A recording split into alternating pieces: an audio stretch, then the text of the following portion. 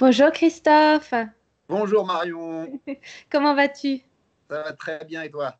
Ça va, merci. On se retrouve aujourd'hui pour une nouvelle interview des pratiquants de la tradition taoïste d'Axuan. Et on étudie tous les deux avec Serge Augier, notre professeur dans cette tradition qui permet de pratiquer le corps, le souffle et l'esprit. Mais on va en parler plus en détail. Et donc, je suis ravie d'être avec toi et j'aurais pu dire aussi bonjour Girafe parce que c'est ton nom d'artiste. Donc voilà, je dis les deux. Bonjour Christophe Girafe. Bonjour Marion. Voilà.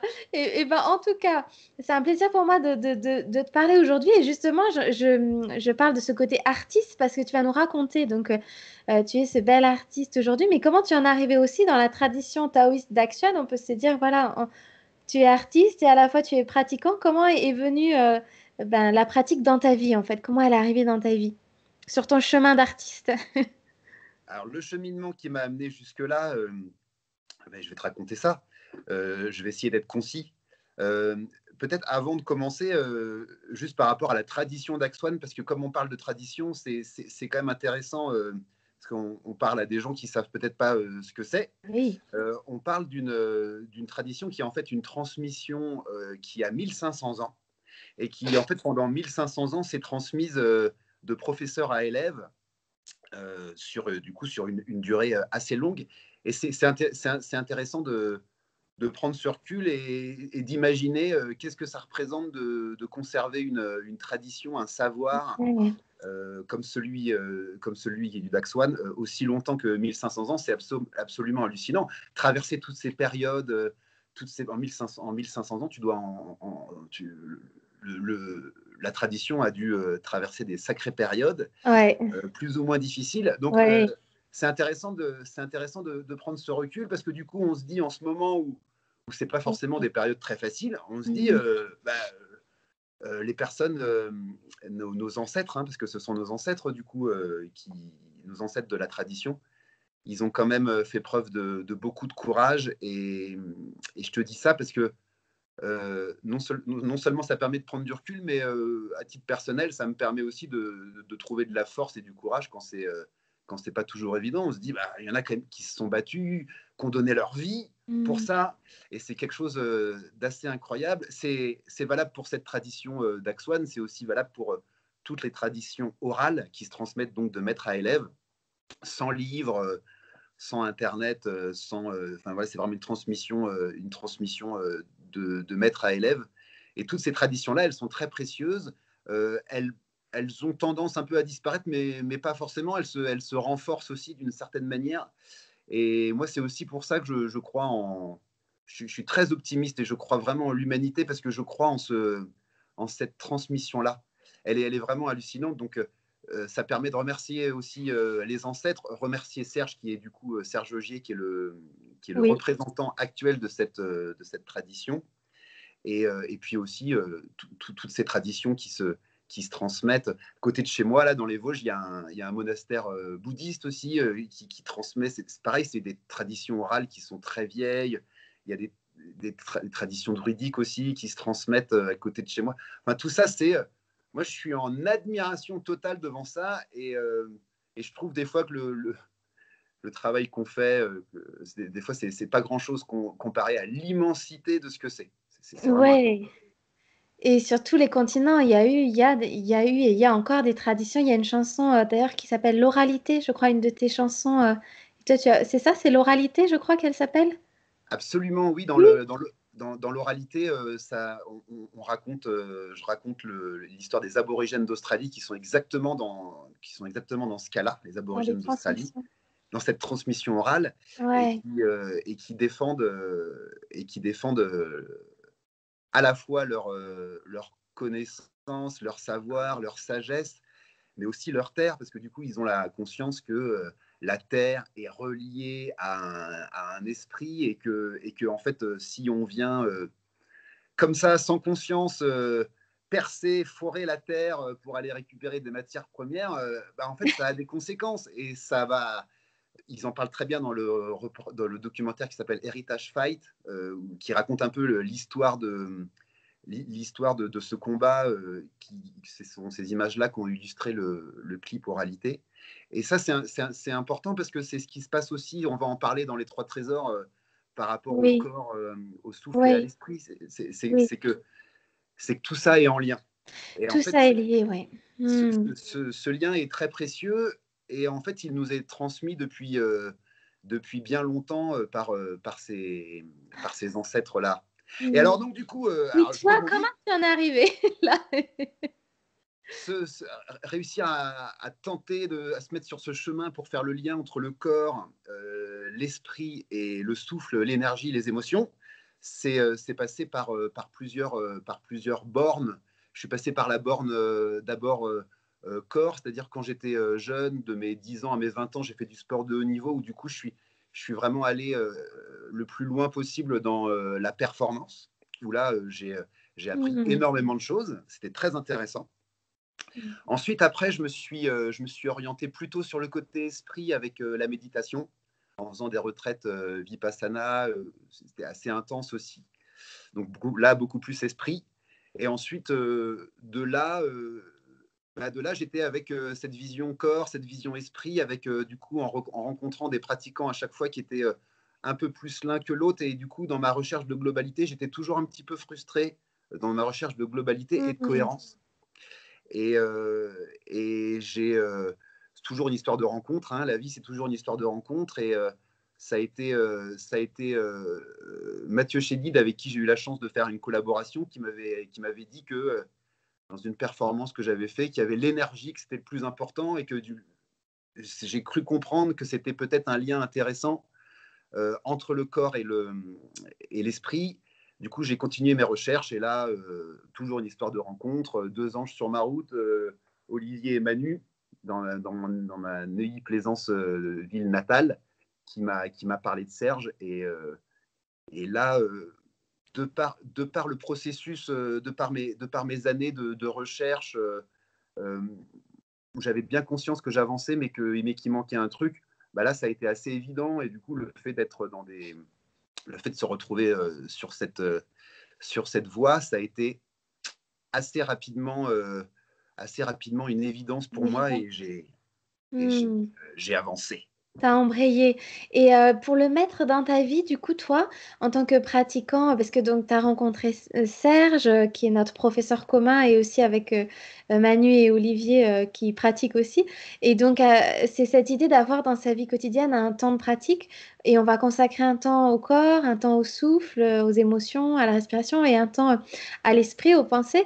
Et comment ça s'est passé pour toi d'intégrer ce temps-là à ta vie quotidienne? Parce qu'en plus, je ne sais pas si tu étais déjà artiste en concert et tout ça, ou où tu en étais par rapport à ce parcours-là. Alors, j'étais déjà artiste et en fait, j'avais déjà la notion de bah, quand tu veux arriver à un truc, quand tu es musicien, si tu veux arriver à faire quelque chose de bien, bah, il faut bosser, il faut s'y mettre Ah oui. tous les jours. J'avais fait du sport de haut niveau où du coup, exactement la Oui, même question de la quotidienneté. Donc, je suis quand même arrivé avec déjà cette notion-là. Par ouais. contre, par contre, le principe de la constance, de la quotidienneté, 365 jours par an, là, c'est un autre problème. Je suis rentré dans la voie il y a 13 ans et j'ai dû mettre à peu près 3 ans pour rentrer la quotidienneté, c'est-à-dire réussir à mettre 30 minutes de chaque pratique, Oui, c'est-à-dire à peu près 1h30 par jour de pratique dans ma vie quotidienne. J'ai mis à peu près 3 ans pour que ça se mette en place. Mais les d'accord. 3 premières années, c'était cool parce que j'avançais quand même et je voyais les bienfaits. Et Ouais, il y a un moment où ça a switché, il y a un moment où ça a switché, où j'ai pris la conscience et puis j'ai enlevé ces espèces d'interstices d'ombre où en fait c'est les moments où c'était souvent lié par exemple à des moments dans l'année. Par exemple, tu sais, la période de l'été, c'est une période où tu es un peu plus parti sur les festivals, où tu as un peu plus des rythmes de n'importe quoi. Et, et c'est souvent dans ces interstices-là que du coup tu te retrouves à laisser un jour, 2 jours, 3 jours sans pratiquer. Et ça, au fur et à mesure des années, bah, c'est assez magique, mais à force de mettre de la lumière dans sa vie, et bah, du coup, les zones d'ombre disparaissent et c'est un peu ça l'objectif enfin, c'est l'objectif. Hein. Après, des zones d'ombre, il en reste. Et qu'est-ce qui t'a aidé à le faire? Est-ce qu'il y a quelque chose qui t'a aidé à un moment donné à passer le cap ou une idée ou comme ça une prise de conscience? Une idée, une idée, une prise de conscience, une envie de vivre. Oui, il y a plein de choses. Je pense que tu parles de prise de conscience, mais il y a quelque chose qui me plaît beaucoup dans la vision taoïste de l'évolution, c'est que l'état de conscience, c'est une chose, et ça, des états de conscience, j'en ai toujours eu et je continuerai toujours à en avoir, mais il y a une réelle différence entre l'état de conscience et le stade d'évolution. Et, euh, et moi, dans ma quête, il y avait vraiment ça, il y avait l'idée de passer des stades d'évolution, parce que la différence entre un état de conscience où en fait on monte, on arrive à un état de conscience, mais on redescend tout de suite. Et en fait, le stade d'évolution, c'est que quand tu passes un stade, tu ne redescends pas. Et, euh, et, en, et en fait, cette idée c'était un concept que je comprenais parce que je l'avais expérimenté dans d'autres domaines. Et je me suis dit, bah, au niveau de ma pratique Eh taoïste, oui.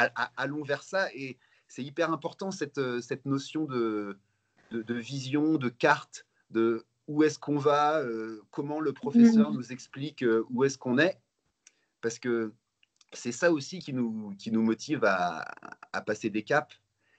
Et, et ça, c'est très important, ce stade d'évolution. Et ça va avec aussi les deux principes d'évolution et de développement. C'est qu'à un moment donné, on sait qu'il va falloir faire plus pour aller plus loin, comme tu dis, ou voilà, passer des stades. Et c'est important, comme tu le disais, c'est drôle parce que c'est souvent les deux métaphores que je fais, le sport, et le sport de haut niveau et la musique. Parce que c'est des métaphores assez évidentes de dire qu'on va pas pouvoir faire 3 fois un sport, puis ça y est, on est champion de ci ou ça, ou voilà, devenir comme toi musicien à plein temps et puis avoir joué 3 fois comme ça, vite fait, ça va pas être possible, quoi. Il y a vraiment un investissement pour passer des niveaux et passer des stades, en fait, ouais, effectivement. Absolument. Et puis c'est ce qui est aussi cool, à la fois dans le sport que dans la musique, que dans la pratique, c'est que même si on avance pas à pas, même pas forcément dans de la quotidienneté, et qu'on fait 5 minutes par-ci, 5 minutes par-là, on ressent toujours du bienfait. Moi, quand j'ai des élèves de guitare qui me demandent des conseils pour le ukulélé ou pour le chant, euh, je leur dis, bah, essayez de prendre soin au maximum de votre instrument, comme si c'était un chéri ou une chérie. Essayez de le prendre dans vos bras tous les jours, puis plus vous pratiquez tous les jours, mieux ce sera. Mais en même temps, vous partagez le partageable. Si vous n'avez pas le temps, faites le possible. Il ne faut pas non plus trop se mettre la pression, mais il y a un moment où, dans ce concept de yin-yang, de revers et de verso de la médaille, il y a l'idée, c'est des choses qui arrivent au fur et à mesure, c'est l'idée de manger amer, que moi j'aime beaucoup, que j'aime beaucoup à la fois dans la pratique taoïste que dans l'artistique.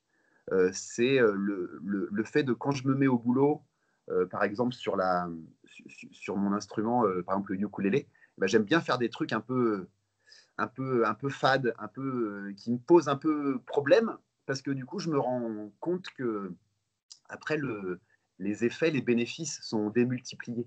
Et dans la pratique, il y a ça aussi, le principe de manger amer, que j'aime beaucoup. Moi, j'adore faire des trucs très simples, les mains de base, la respiration des fois, m'amener m'amener un petit peu plus loin, sortir de mes zones de confort, j'aime beaucoup ça. Est-ce que ça, on pourrait dire que ça équivaut au côté faire ses gammes un peu, à chaque fois en musique? Complètement. Oui, c'est ça, Complètement. c'est cette Ah, notion-là, quoi. j'avais compris farce et gamme. Ah, Faire ses gammes, oui. Mais c'est faire ses gammes. exactement. C'est complètement le même domaine. C'est-à-dire qu'effectivement, faire des gammes, c'est quelque chose ça Les serait bases. l'équivalent du manger amer pour la guitare ou pour la musique. c'est vrai. Revenir aux bases aussi, on dit en taoïsme, toujours revenir aux bases et toujours bien retravailler les fondamentaux et l'aller-retour entre avancer, se rendre compte qu'on peut plus avancer plus loin parce qu'il y a certains bouts des bases qui sont pas complètement clairs ni acquis, redescendre aux bases, remonter et aller encore un cran plus loin et voilà, c'est ce fameux aller-retour quoi qui est nécessaire et bah, merci beaucoup. Et est-ce qu'il y a entre le corps, le souffle et l'esprit, est-ce qu'il y en a un qui a été plus dur à mettre dans la quotidienneté ou est-ce que comme ça, tu avais remarqué que tu avais plus d'affinité avec l'un que l'autre Oui, bien sûr, l'esprit, c'est beaucoup plus difficile. D'accord. En fait, le corps, c'est ce qu'on touche, ce qu'on voit, l'esprit, l'énergie, pardon, ce qu'on ressent, le chi, les émotions. Le problème de l'esprit, c'est quelque chose qui est invisible et en fait, c'est assez difficile d'être convaincu tout de suite que ça a de l'effet. Alors que pourtant, Serge nous dit très bien que une minute passée sur le travail de l'esprit, c'est une minute de gagner. Ça, il n'y a pas de souci là-dessus. C'est jamais du temps de perdu. Mais par contre, en termes de conviction profonde, c'est un peu plus difficile. Ça m'a mis un peu plus de temps à assimiler, mais c'est hyper important le travail de l'esprit et je me rends bien compte que c'est un des domaines où j'ai le plus à bosser parce que c'est incroyable. C'est fou ce côté invisible de nous-mêmes. C'est dingue Mais qui nous permet, omniprésent. ouais, qui nous Invisible et permet, omniprésent. qui nous permet à la fois de nous concentrer, mais en même temps qui nous permet de voir beaucoup plus large et de faire attention à autre chose qu'à nous-mêmes et de faire attention aux autres. C'est hyper important cette notion d'esprit. Et comment ta pratique, elle a débordé, on dit la pratique déborde dans la vie. Comment est-ce que tu as remarqué qu'elle a euh, aidé ta vie en général et puis ta vie d'artiste aussi, en tant Euh, qu'artiste ou chanteur peut-être, professionnellement? Ouais. il y a un milliard de trucs, hein. Il y a un milliard de Bah, je trucs, me Marion. doute, 13 ans. Moi, quelque chose auquel je pense, par exemple, c'est le principe du point de contact. Tu sais, quand on travaille, quand on fait du travail à deux, souvent dans la pratique physique, et en fait, on parle du point de contact entre soi et l'autre. Et en fait, cette notion de point de contact, elle est intéressante parce que elle dit qu'en fait, au moment du travail à deux, quand tu es en confrontation avec quelqu'un, je vais en arriver à l'artistique après. Oui, Il y a l'autre, il y a toi, mais en fait, ce qui est important, c'est le point de contact. Et en fait, c'est ce que moi, le point de contact, c'est ce que j'appelle c'est ce qu'on appelle sur scène le quatrième mur, c'est-à-dire ce qui nous met face au public. Et en fait, ce point de contact, on apprend dans la pratique à toujours le nourrir et à toujours être présent à ce point de contact. oui. Et, euh, et en fait, sur scène, tu regarderas la prochaine fois que tu verras un spectacle en vrai, je souhaite que ce soit le plus tôt possible. Et bah, du coup, cette notion de point de contact que tu as avec l'artiste sur scène, et bah, du coup, tu pourras voir à quel moment le point de contact disparaît, à quel moment tu as l'impression ou pas, hein, que l'artiste oublie le point de contact avec le public. Et ça, moi, c'est ce que ça m'a apporté, c'est le fait sur un spectacle d'une heure, de ne jamais lâcher le point de contact avec le public, qu'il soit visuel, le fait de regarder le public, ou alors sur quelque chose de plus subtil. Mais cette notion de point de contact avec le public, c'est une notion que, moi, de mon expérience, je ne sais pas s'il y a, je pense pas qu'il y ait 20% des artistes qui montent sur scène, que ce soit en théâtre, en musique, mais surtout en musique, qui pensent à ça. Et pourtant, c'est quelque chose d'ultra important. Parce que c'est ce qui permet de toujours maintenir une conscience vers le public à qui on offre quand même quelque chose et qui est du coup en confrontation très positive avec nous, mais il est quand même, il est quand même là. Et du coup, il faut en prendre conscience à mon échelle 100% du temps de notre prestation. Et ça, c'est quelque chose qui est souvent oublié. Et après, il y a des spectacles, il y a des mises en scène incroyables où du coup, le point de contact est constant. Et du coup, c'est ça qui rend, de mon point de vue, des spectacles incroyables. C'est qu'on a l'impression d'avoir été toujours emmené. Et ça, c'est formidable. Et donc, ça, c'est vraiment un truc Wow. que j'ai incorporé dans ma pratique scénique. Ouais, dans ton travail. Ouais. Mais ça, en plus de ça, je sais pas, je parlerai notamment du lien entre ciel et terre qui permet du coup à la fois un enracinement, le fait d'être présent et le fait de toujours tenir, la barque, ce qui est quand même Hmm. aussi important quand tu es sur scène. Le fait de penser, le fait de penser à plusieurs choses, ce qui n'est pas forcément évident, ce qui est un travail d'esprit pas évident, mais quand tu es en plus, quand tu es homme orchestre, tu as une histoire à raconter, tout ça, il y a pas mal de trucs. Oui, Merci la pratique, ben merci le oui. temps, merci les temps d'assises, merci les temps d'assises, parce que c'est grâce à ces temps d'assises dans ce qu'on appelle le travail d'esprit, le Shen Gong, que j'ai beaucoup évolué là-dessus. Oui, parce Et que juste après, excuse-moi, pour recontextualiser, c'est que en tant qu'artiste, quand toi tu chantes, il y a le ukulélé, mais il y a aussi des instruments dans ton dos. Voilà, c'est juste pour que les gens se fassent une image. On appelle ça homme orchestre, hein, c'est ça? ouais, c'est ça, homme C'est orchestre. l'orchestre à toi tout seul. Donc il y a beaucoup de choses à penser pour que les gens comprennent pourquoi tu dis ça. Oui, Ouais, c'est ça. oui. Il y a plein d'instruments, puis il y a aussi une Moi. histoire à mener, et Voilà. il y a aussi une interaction qui est importante avec le public, qui est Voilà. Ouais. essentielle, qui est essentielle. C'est être capable aussi de transformer des petites choses qui peuvent se passer dans la salle en grandes choses. C'est aussi ça le Mm. travail de l'artiste, d'être présent. Et ça, c'est le travail de Mm. l'artiste, mais c'est peut-être le travail à mon avis, le travail de l'être humain, c'est de réussir à être présent. À mon avis, c'est une responsabilité qu'on a de réussir à être présent, de pas être dans des humeurs. Moi, quand j'étais petit, je voyais des adultes qui étaient dans des humeurs. C'est-à-dire des gens qui, je les voyais, ils étaient tout le temps pas contents ou l'inverse, mais du coup, je les sentais vraiment pas en lien, je les sentais pas en lien avec leur monde, avec nous, avec moi. Et je me suis toujours dit, quand je serai grand, il faudra que je trouve un truc pour pas que ça m'arrive, ça. T'as Et trouvé un bon truc, un beau truc, ouais, belle mais tradition. là, c'est le principe le rapport aux émotions, du coup, à l'énergie, c'est le principe de fluidifier un maximum notre intériorité énergétique. Et cette circulation permet de ne pas tomber dans l'écueil des humeurs.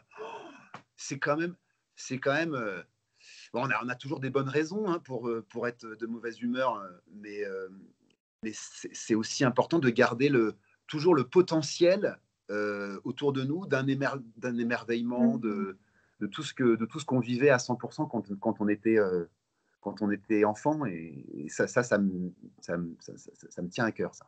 Et vraiment, merci d'avoir partagé ça. Et je pense que c'est vraiment déjà une grande chose qui a dû déborder dans ta vie. Est-ce qu'il y aurait autre chose que tu as envie de partager qui a débordé dans ta vie, la plus personnelle, quotidienne et tout ça, le fait de pratiquer, à part ce que tu viens déjà de nous partager, qui est énorme? Bah, ça déborde dans ma vie professionnelle parce que mes créations vont vraiment dans ce sens-là, et que c'est cette initiation que j'ai la chance de pratiquer depuis 13 ans, cette pratique quotidienne. J'en ai fait un spectacle et la vie avec les trois trésors, avec cette vision que je destine aux enfants, d'une d'une d'une place de l'homme entre ciel et terre, bien au-delà de son mental, bien au-delà de son ego, même si le mental, l'ego, ce sont des choses qui ont leur place et sans lesquelles on ne pourrait pas fonctionner. Mais du coup, l'importance de l'émotion, l'importance du corps, l'importance de l'équilibre dans l'esprit, effectivement ce mental, cet ego, cette capacité de passer à l'action et cette capacité de se connecter à des choses plus grandes. Et moi, du coup, je le transmets avec niveau de lecture, bien sûr. Bien sûr, ouais, oui. Et du coup, moi, ça, ça, ça donne un sens à ma vie. C'est-à-dire que Mais du oui. coup, j'ai trouvé la manière d'être utile pour le monde, d'essayer de rendre service aux gens et en même temps, ça me rend service à moi et du coup, ça me permet que j'ai une cohérence entre mon travail et ma vie personnelle. Ouais. Et ça, c'est assez précieux. Donc, du coup, ça me permet aussi d'aller toujours un petit peu plus loin là-dedans. Avec le kit existant, j'essaye d'aller encore un petit peu plus. Avec ma dernière Et création, ouais, l'autre projet, ouais, d'accord. j'ai- D'aller. ouais, j'essaye d'aller encore un petit peu plus loin.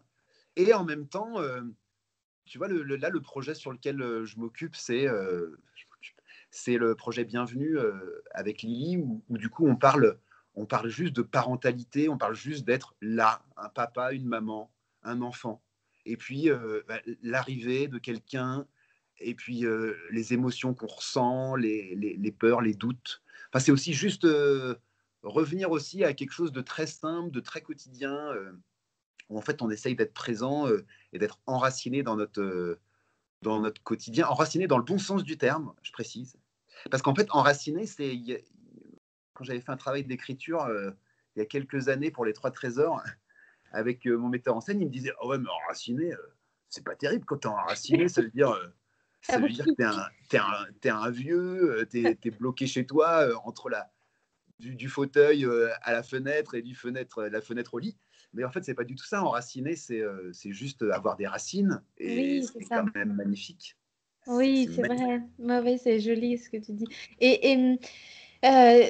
Si tu avais quelque chose à dire à quelqu'un qui veut démarrer ou qui démarre à pratiquer, est-ce que tu aurais un mot particulier à passer à ces personnes? Contact. Pour démarrer, la clé est dans le contact. C'est important. Il faut prendre moi de la clé, il faut la mettre dans la serrure. Du coup, hop, il faut légèrement tourner la clé. Hein.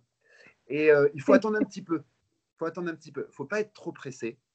Parce que bon, il faut savoir qu'entre nos envies de nous y mettre et le fait de s'y mettre vraiment, du coup, il va falloir abandonner pas mal de choses, pas mal d'idées préconçues de ce qu'on se dit. Ah bah tiens, il y a Marion, elle m'a dit que j'allais avoir ça. Puis j'ai vu une interview incroyable avec Monsieur Giraffe qui disait que du coup, ça lui permettait de faire ci, de faire ça. Mais en fait, chaque personne vit son expérience et en fait, faut être juste être prêt à l'inconnu et ne pas trop se faire d'idées. C'est un peu comme une histoire d'amour. C'est une histoire d'amour. Euh, à mes yeux, elle marche que si on repart de zéro. C'est un reset. Il s'agit pas d'être dans la comparaison avec ce qu'on a vécu avant, ni ce qu'on imagine vivre après. Je pense que il faut être faut réussir à faire page blanche. Et puis, c'est le meilleur moyen de retrouver son potentiel créatif, c'est de faire page blanche. Parce que, voilà. Et dans cette idée de les deux, à la fois le yin et le yang, c'est tu as la page blanche, et puis de l'autre côté, tu as les 1500 ans d'expérience qui sont d'une richesse Hmm. incroyable et qui en même temps sont à la fois, il y a un côté formel, tout a été préservé, en même temps ça a été adapté par Serge qui est du coup un professeur de ce monde et qui du coup l'a pu l'adapter aussi au monde d'aujourd'hui. Donc du coup il y a la page blanche, il y a une base de données incroyable où on y trouvera forcément notre compte. Un guide. Hmm. C'est ça, et j'ai envie de dire, c'est comme dans les histoires d'amour, il faut avoir confiance en l'autre. Oui. Et puis, faut s'abandonner, mais en même temps, en faisant preuve en faisant preuve de plus de constance possible, parce que c'est comme les histoires d'amour. C'est super de vivre un coup de foudre sur une histoire d'amour sur un été, c'est génial, ou un hiver, mais c'est encore mieux quand ça dure. C'est top. Merci beaucoup. Merci, Christophe. Bah, je t'en prie, Marion. C'est un plaisir. On a déjà fait une demi-heure là. Ben oui, écoute, c'est passé tellement vite, je me régale, je pense que les gens vont se régaler à t'écouter. Merci pour la façon dont tu dis, voilà, dont tu amènes les choses et dont tu les, enfin, la façon, les yeux avec lesquels tu regardes la vie et la tradition, c'était vraiment chouette. Et puis on peut te retrouver cet album dont on a parlé qui s'appelle Les Trois Trésors, donc c'est lié au corps, au souffle et à l'esprit. On peut le retrouver, on peut te retrouver sur ton site aussi, hein, si on veut voir ce que tu fais, parce que les gens doivent être un peu intrigués avec tout ce que j'ai dit. Ouais, ouais, ouais, ça se retrouve sur mon site giraffe.com ou en me suivant sur les réseaux sociaux. Et D'accord. du coup, c'est un parallèle entre le voyage intérieur à la rencontre des trois trésors et un voyage extérieur sur trois continents, l'Asie à la rencontre de l'esprit, l'Afrique à la rencontre du corps et l'Océanie à la rencontre du souffle avec les aborigènes. Donc à la fois, on est dans une intériorité et une extériorité. On équilibre un Mhm. petit peu les deux. Marion, Oui. tu accepterais qu'on termine en musique? Ah, bien sûr! Juste avant, pour pas que j'oublie de remercier Serge, parce que c'est grâce à lui qu'on est là aujourd'hui et parce qu'on est ses élèves. Et puis remercier, bah, comme tu as dit, les ancêtres, la tradition, voilà, qui nous permettent aujourd'hui de pratiquer et d'avoir gardé cette tradition vivante. Ben, avec Merci à plaisir. toi, Marion. Merci Merci. à toi, Marion, pour ce que tu fais, pour les impulsions que tu donnes à chacun, chacune, Mm. aux gens qui rencontrent ce qui est la tradition d'Axouane. Et puis, à l'intérieur de l'école, tu es une super sœur, la meilleure des moustiques. Merci. On a tant cherché dans les sommets, dans d'infinies vallées et des villes surpeuplées, arpentées à chaque coin du monde, sans s'arrêter une seconde. Ça y est, enfin j'ai trouvé. L'or est dans nos mains, les trésors sont cachés dedans, derrière le mal dedans. Croquons dans la pomme en chantant. À ce qu'on pourrait croire, les chasses au trésor ne seraient pas des histoires qui se passeraient dehors. À ce qu'on pourrait croire, les chasses au trésor ne seraient pas des histoires qui se passeraient dehors. Merci. Merci De rien, beaucoup. Marion. Merci à toi. Bonne continuation à toi. Bye Bisous. bye. À bientôt. À bientôt. À bientôt à tous.